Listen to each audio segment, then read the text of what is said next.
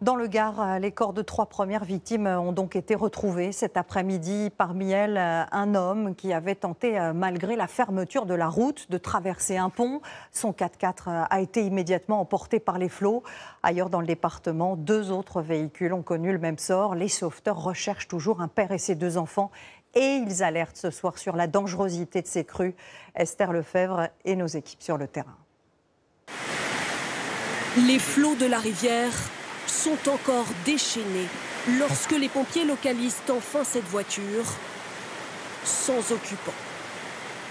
Elle s'est échouée à 300 mètres de son point de départ. Peu avant 19 h hier soir, 2 Belges s'engagent sur ce pont submersible.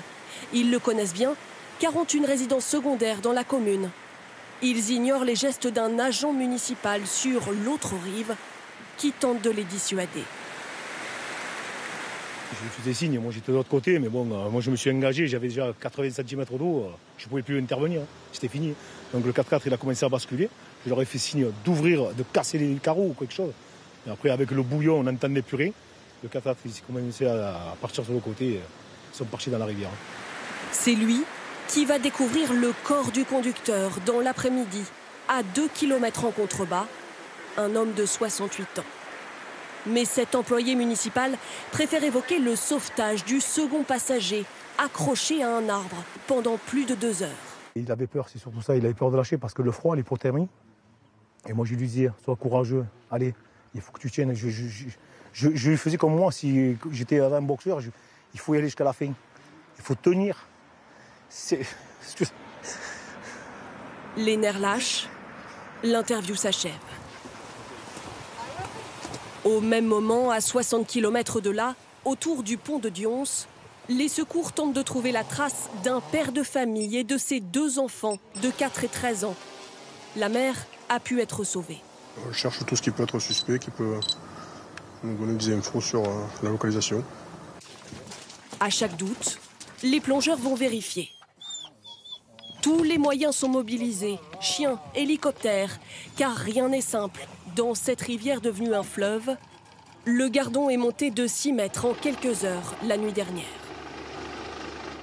Il y a ce que l'on voit en surface et ce qu'on ne voit pas, ce qui se passe sous l'eau. Donc il faut faire très très attention, il faut vraiment connaître avant de s'engager. Les secouristes ont en revanche retrouvé la voiture familiale, près de ce pont submersible, régulièrement inondé. Si on habite la région, on sait qu'il ne faut surtout pas s'aventurer quand l'eau est trop haute. L'eau est montée tout aussi brutalement sur la commune de Goudargues. C'est un ruisseau habituellement? C'est un ruisseau habituellement qui n'est pas entretenu? Quasiment à sec, qui n'est pas entretenu. Okay. Plus que ça. À 5 h du matin, ce cours d'eau, l'Aiguillon, emporte 2 femmes en voiture. Elles venaient de prendre la route vers l'Espagne et appellent les secours depuis ce pont submergé. C'est une route, avec dessous la rivière qui passe. Et là, aujourd'hui, la rivière est montée et donc a submergé la route. C'est pour ça qu'on appelle ça un pont submersible. Après des heures de recherche, les sauveteurs ont finalement retrouvé 2 corps sans vie à l'intérieur d'une voiture.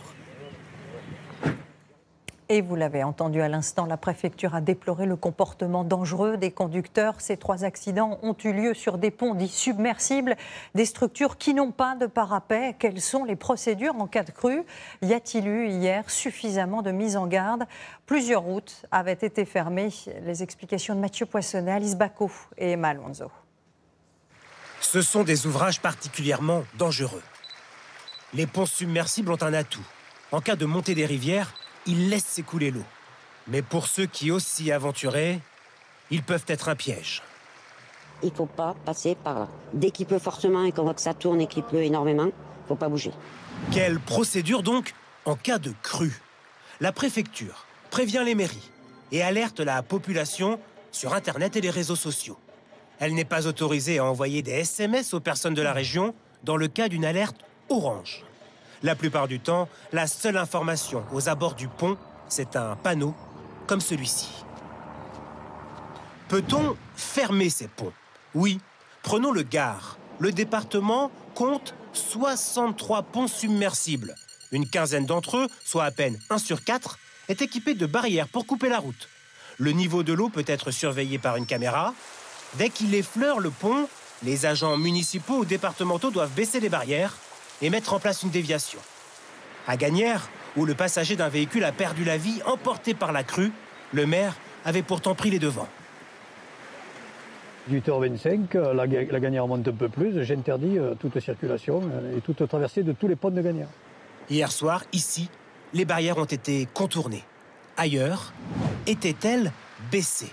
C'est la question que tous se posent, notamment à Dions, où un homme et ses 2 enfants sont toujours portés disparus. Cette route est sous la responsabilité du département. La nuit dernière, plus de 70 agents départementaux étaient mobilisés.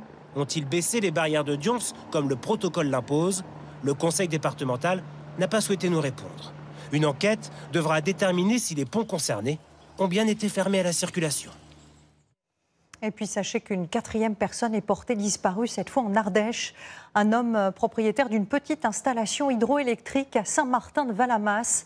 Selon les gendarmes, il était parti dégager des branches coincées dans la structure. Il a manifestement été emporté par la rivière dont le débit avait considérablement forci. Image tournée cet après-midi par nos correspondants Christophe Buzine et Brice Gérès. Regardez donc maintenant la carte Météo France pour les prochaines heures. Ce sont toujours plusieurs départements qui sont en vigilance orange, le Gard, le Var et les Bouches-du-Rhône. La ville de Marseille et ses environs ont particulièrement souffert des pluies et du vent avec des rafales très violentes qui ont endommagé une quinzaine de maisons à Saucey-les-Pins. Nathalie Pellerin, Emmanuel Binet et Frédéric Miara. L'eau monte inexorablement. À Beaucaire, les autorités demandent aux habitants de retirer les véhicules des zones inondables ce soir. Le Rhône pourrait atteindre 6 mètres dans quelques heures. Dans la commune voisine, il est déjà trop tard. Le camping et le stade sont sous l'eau. La dépression Monica traverse tout l'arc méditerranéen. Plus au sud, dans les Bouches-du-Rhône, elle a frappé sous forme d'une mini-tornade la nuit dernière, à Saucey-les-Pins, laissant derrière elle arbres déracinés, pare-brises éclatés et une quinzaine de toitures endommagées comme celle-ci. Raphaël Villa, depuis 27 ans, elle n'avait jamais vu ça. Quand on est sorti, on a vu le désastre, quoi. Un rideau d'eau qui coulait à l'intérieur de la maison. Vous avez eu peur? Très peur, hein. C'est très impressionnant. Je ne m'attendais pas à ça. Les Marseillais, eux, se sont réveillés ce matin avec des plages polluées, recouvertes de déchets. Tous les déchets de la ville, en fait, vont dans les égouts avec le vent, le mistral et la pluie et qui finissent dans la mer et ensuite avec les vagues qui finissent sur les plages, sur tout le littoral. Les sommets ne sont pas épargnés par la dépression. Le mont Ventoux est plus que jamais sous la neige. La route qui mène à la station reste fermée ce soir, jusqu'à nouvel ordre.